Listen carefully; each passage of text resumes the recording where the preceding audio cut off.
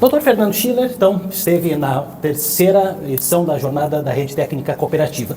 Sobre essa questão que diz na política americana, principalmente tudo que está à volta aí nessa questão econômica, política, o que isso impacta para o Brasil, porque tudo, apesar da questão econômica, gira em torno da política.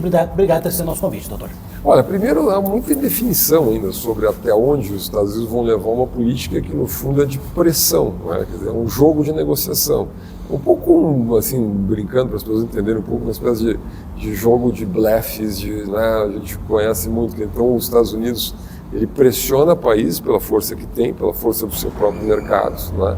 Para obter resultados ou tarifas ou algum ganho tarifário na negociação, em N negociações bilaterais, e depois tende a negociação. Essa é uma estratégia clássica que Trump, quem viu, aliás, o filme sobre a história pessoal empresarial do Trump, já mais ou menos desenha ou conhece como isso, de alguma maneira, funciona. Eu acho que o governo americano, principalmente a figura do presidente americano, tem uma visão errada sobre como funciona o comércio internacional. Quer dizer, o fato de um país ser superavitário na balança comercial ou não, isso não tem nada a ver com ganho ou perda, digamos assim, do país como um todo. É um problema de complementaridade das economias. Né? Muitas vezes, se você importar insumos, você importar maquinário, você importar bens de capital, é importante para fazer crescer a sua produtividade. Então, eventualmente, você pode ter um resultado negativo na balança comercial, você pode vender para o mundo inteiro, você pode vender para N países, né, e continentes. Então, quer dizer, essa negociação essa ideia de que todo o comércio bilateral terá que ser superavitário para que o país tenha uma vantagem, né, é uma ideia equivocada. De qualquer maneira, digamos assim, é um certo neonacionalismo americano, há um certo entusiasmo disso no início de mandato, há uma resposta para o eleitorado interno do Trump nos Estados Unidos, o eleitorado. Acho que há uma leitura errada sobre o que aconteceu com os Estados Unidos nos últimos anos. Os Estados Unidos está longe de ser um país em decadência. Os Estados Unidos é um país hoje que tem um PIB per capita superior a 80 mil dólares, muito superior à Europa, muito superior à Inglaterra. Isso não era assim há 20 anos, 25 anos atrás. Então, os Estados Unidos é um caso de sucesso econômico, não é? Quer dizer, e a ideia de que as empresas americanas foram ao exterior para buscar vantagens competitivas é bom para a economia americana. Isso é a busca de produtividade. Imagina que agora todas as plantas da Nike, plantas da Microsoft, que andam pelo mundo inteiro, vão voltar para os Estados Unidos, uma mão de obra que é mais cara, não é? Uma mão de obra que eventualmente está dedicada a outras questões. Então, há muitos equívocos, né? Mesmo a questão da imigração, quer dizer, esses imigrantes, boa parte deles cumpre funções, trabalham nos Estados Unidos em empregos que muitas vezes os americanos não se dispõem a trabalhar, né? Muitas vezes é um processo de ascensão social, né, que exige muito tempo, que exige 1, 2, 3 gerações. Então, e muito do que é a pujança americana foi exatamente feito por essas famílias, por esses imigrantes. Então, há muito erro em tudo isso. Eu acho que há um certo entusiasmo, um certo erro de cálculo de início de mandato. Agora, é uma oportunidade para o Brasil. Na medida que você tem a guerra tarifária, né, entre China e Estados Unidos, o Brasil pode se transformar, primeiro já isso vem acontecendo já, um porto um pouco mais, digamos assim, positivo em termos de investimentos.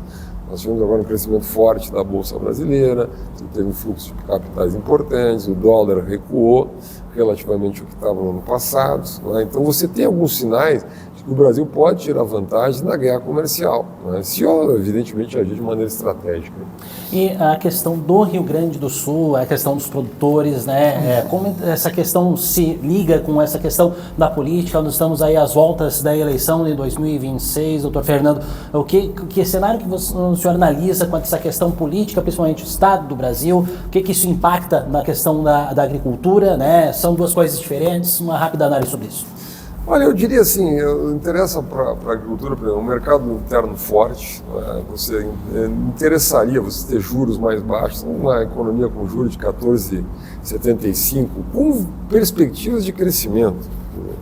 Isso é terrível para a economia, para quem toma empréstimo, para quem precisa de crédito, né? Então, assim, eu acho que interessa para toda a economia uma volta a uma certa estabilização. Isso só vai acontecer se o governo fizer a lição de casa, né? Eu não acho que isso vai ser feito agora até as eleições. Vamos lá, vamos ser realistas, né? O governo está pressionado, Lula é candidato à reeleição, eu sou contra a reeleição. né, me enquadro nas pessoas que hoje é muito crítica à eleição. Por quê? Porque o governo, nós estamos ainda um pouco mais de metade do governo, né, e todos os olhares estão para as eleições. Isso não é normal. É preciso que o país, nesse momento, estivesse fazendo o quê? Um ajuste duro digamos, na própria carne do governo, cortar na carne do governo. Quando você aumenta o IOF para cobrir um furo fiscal, no fundo, né, e o cálculo do setor privado acima de 30 bilhões que são retirados do setor privado, exatamente na área de crédito, né, exatamente em áreas de investimento, enfim, que não se deveria ter um encarecimento, ainda mais spread bancário, etc., que acaba pressionando o juro, que acaba pressionando a inflação. Então, isso está errado, né? O governo deveria olhar para as próprias contas e fazer o ajuste e não penalizar o setor privado, né? Mas isso só vai acontecer depois das eleições. E o Rio Grande do Sul vem de uma enchente, né, doutor? Então também tudo leva a crer que precisa fazer alguma coisa aí para viabilizar o produtor, né? E tem um chão aí muito grande ainda para se fazer, né? Toda a questão política do Estado também inclui, né? Eu acho que sim, eu acho que é preciso pensar seriamente na negociação de dívidas.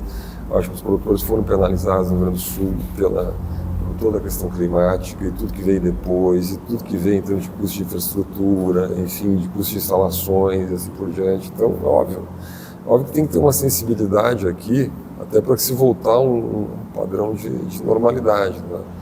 Mas eu, de novo, acho muito difícil que alguma coisa mude até o processo eleitoral. Precisa ajustar o país, né? O país precisa voltar a crescer de maneira sustentável. O crescimento que o Brasil tem hoje, ele é feito muito a partir da indução de programas do Estado. Quer dizer, o governo vai injetando dinheiro na economia, vai fazendo crédito subsidiado, vai fazendo uma série de modelagens, digamos, sem sustentabilidade fiscal. Essa conta vai chegar. Muito bem, obrigado, doutor Fernando Schiller, falando aqui durante a terceira edição da jornada da Rede Técnica Cooperativa que ocorreu em Gramado.